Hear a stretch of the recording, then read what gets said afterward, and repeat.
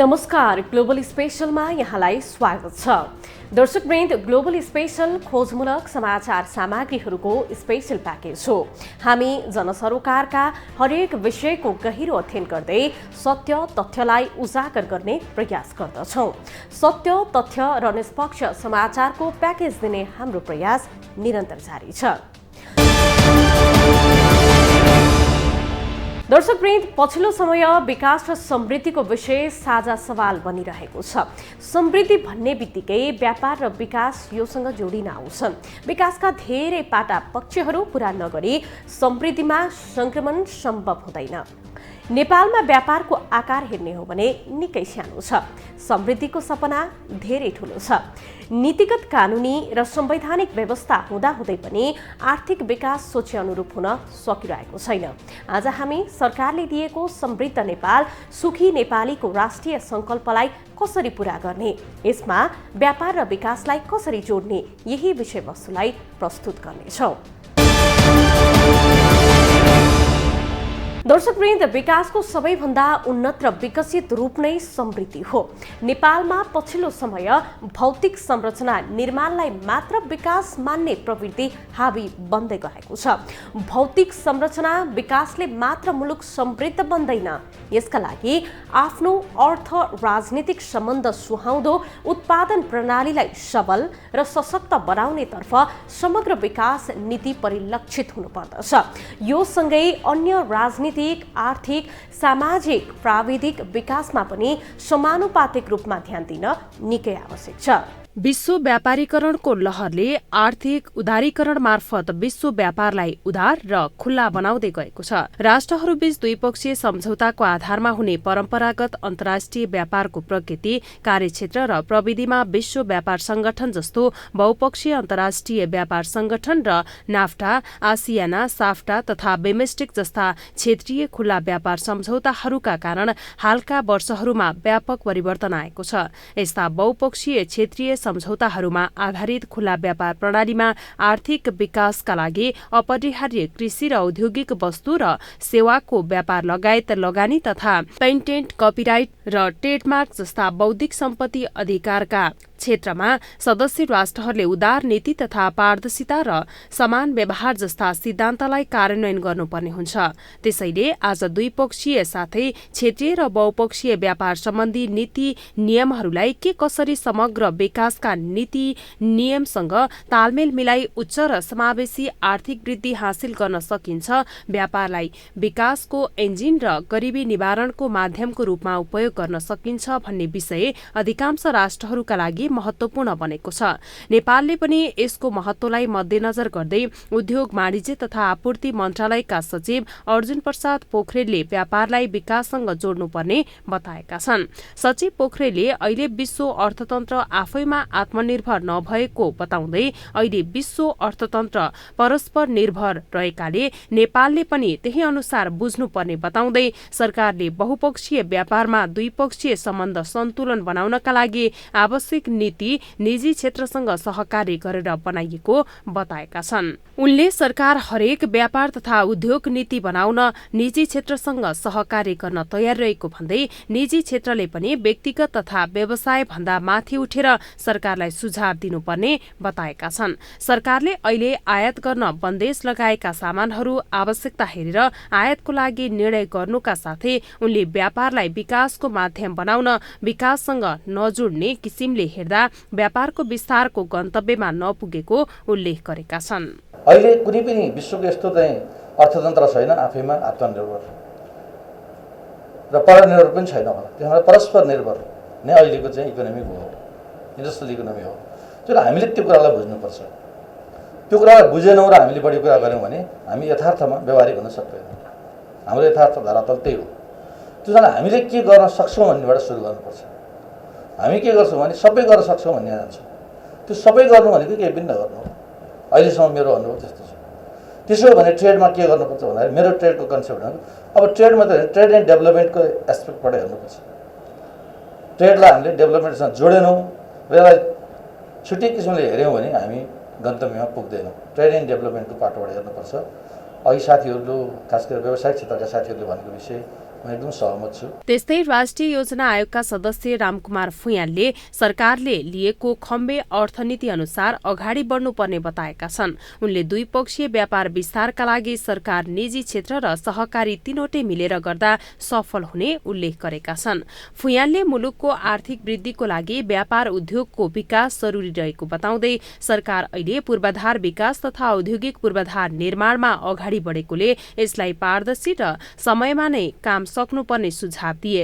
सरकारले तेस्रो मुलुकसँग व्यापारका लागि चीनसँग भएको पारवाहन सम्झौता बलियो रूपमा कार्यान्वयन गर्नुपर्ने भन्दै सदस्य फुयालले सरकारले द्विपक्षीय व्यापारमा रहेका भौगोलिक तथा सामाजिक असमानतालाई हटाउनुपर्ने सुझाव दिएका छन्।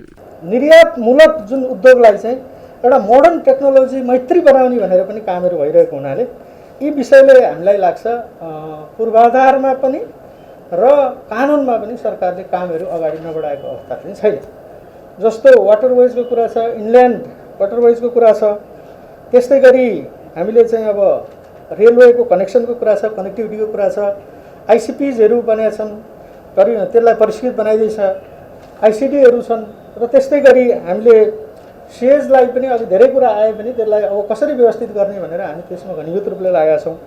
भनेपछि पूर्वाधारमा सरकारले केही न केही कामहरू अगाडि बढाएको छ र सही ढङ्गले त्यसलाई रिजल्ट निकाल्ने तरिकाबाट लगानी पनि गरेको छ र त्यो गेम चेन्जर प्रोजेक्टको रूपमा पनि औद्योगिक पूर्वाधार र व्यापारसँग सम्बन्धित पूर्वाधारहरूलाई सरकारले लिएको छ। यस्ता विकासक्रमहरूको पृष्ठभूमिमा सिर्जित व्यापारिक अवसरहरूको सदुपयोगका साथै पहिचान गरिएका र सम्भावित आपूर्ति र माग पक्षका चुनौती र कमी कमजोरीहरूले के कसरी कम र निराकरण गर्न सकिन्छ भन्ने विषयमा नेपाल जस्तो भूपरिवेष्टिक र अति कम विकसित राष्ट्रका लागि महत्वपूर्ण छ। यसका लागि सरकारी र निजी क्षेत्रसँग सरोकार राख्ने नागरिक समाजले आफ्नो तवरबाट नीति निर्माण, अनुसन्धान तथा चेतना र क्षमता अभिवृद्धिका लागि महत्वपूर्ण भूमिका निर्वाह गर्नु आवश्यक छ। ग्लोबल टेलिभिजनका लागि ज्योति पौडेल, काठमाडौँ।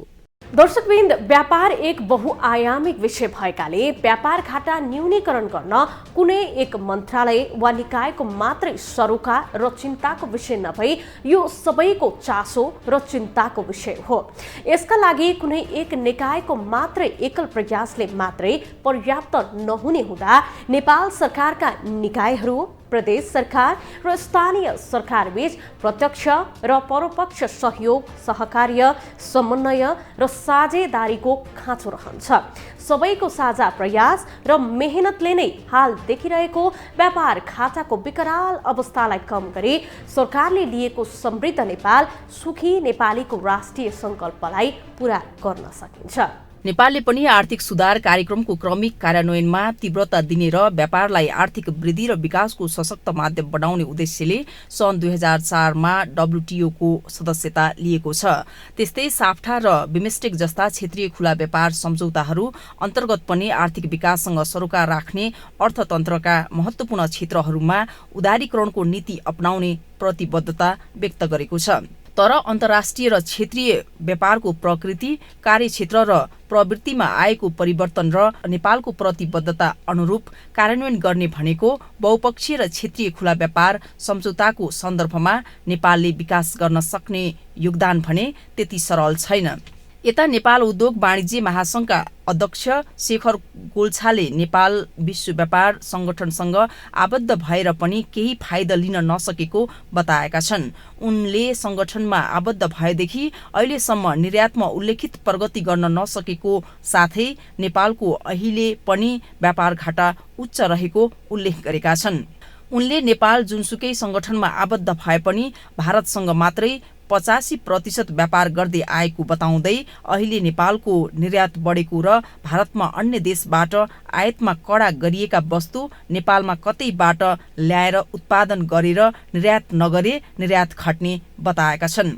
उनले विश्व व्यापार संगठनमा आबद्ध भए पनि नेपाली उद्योगमा भएका वस्तु अन्तर्राष्ट्रिय बजारमा निर्यात हुन नसकेको दुःख व्यक्त गरेका छन्। हामीले WTO को बेनिफिसियरिज जुन बेनिफिट लिनुपर्ने थियो त्यो लिन सकेनौँ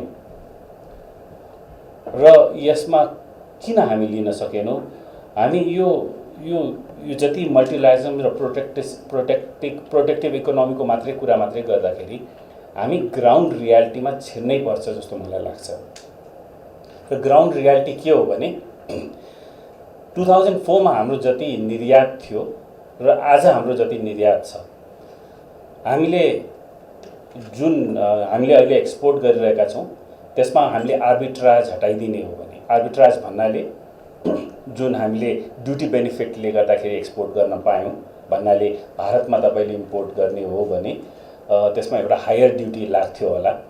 नेपालमा इम्पोर्ट गर्दाखेरि हामी लोअर ड्युटीमा हामी त्यो सामान आयो या ड्युटी फ्रीमा यहाँ आयो। यहाँबाट हामीले भारतमा हाम्रो किनभने हाम्रो ट्रिटी छ, त्यसैले गर्दाखेरि एउटा सर्टन भ्याल्यु एडिसन देखाएर हामीले त्यसलाई निर्यात गऱ्यौँ। या कुनै इन्डियामा कुनै चिज इम्पोर्ट ब्यान छ, मैले इन्डियाकै नाम किन लिइरहेको छु भने हाम्रो ट्रेडको 85-87% ट्रेड हाम्रो इन्डियासँगै छ। र इन्डियामा कुनै चिज इम्पोर्ट गर्न ब्यान छ या त्यसको रेगुलेसन्स एकदमै कडा छ भने हामी नेपालमा लिएर आएर त्यसलाई बल्क ब्रेकिङ गरेर र कुनै न कुनै तरिकाले हामीले त्यसलाई भारतमा एक्सपोर्ट गरिरहेका छौँ। यो दुईटै आर्बिट्राजको कुराहरू छन्। यो आर्बिट्राजलाई हटाइदिने हो भने हाम्रो निर्यात घटेको छ। यो ग्राउन्ड रियालिटी यो नै हो। हामीले जतिसुकै यो कुरा पनि गरे तापनि यो साफ्टाको कुरा गरौँ, बिमस्टेकको कुरा गरौँ, WTOको कुरा गरौँ, बट द फ्याक्ट रिमेन्स आर्बिट्राजलाई हटाइदिने हो भने हाम्रो निर्यात घटेको छ। नेपालमा राजनीतिक परिवर्तनको कारण पनि उद्योगमा लगानी हुन सकेको छैन। नेपालको अर्थतन्त्रको क्षमता अनुसार 7% आर्थिक वृद्धि दर पुग्ने भनिए तापनि अधिकांश आर्थिक सूचक खस्किएका कारण सोही अनुसार हुन नसक्ने पक्का पक्की जस्तै भएको छ। बजारमा उपभोक्तालाई सामान सस्तो बनाउनको लागि उद्योग तथा आयातमा लाग्ने लागत कम गर्नुपर्ने गोल्छाले बताएका छन्। वस्तुको लागत कम गर्नको लागि सरकारले भन्सारसम्म रेल जोड्नुपर्ने सुझाव दिएका छन्। लागत कम गर्ने उद्देश्यले सरकारले काठमाडौँमा सुक्खा बन्दरगाह निर्माण गरेर पनि अहिलेसम्म सञ्चालनमा ल्याउन नसकेको प्रति गुनासो व्यक्त गरेका छन्। व्यापारले आर्थिक विकासमा योगदान पुर्याउनको लागि सीमित व्यापारीको हित हुने सोचाइ र कसको अधिकार क्षेत्रमा पर्ने भन्ने कुरामा अल्झिनु भन्दा पनि बृहत व्यापारको सोच, स्वच्छ र प्रतिस्पर्धी बजार निर्माण, उपभोक्ता हक हितको संरक्षण र आर्थिक समुन्नति गर्ने उद्देश्यका साथ अगाडि बढ्न आवश्यक छ।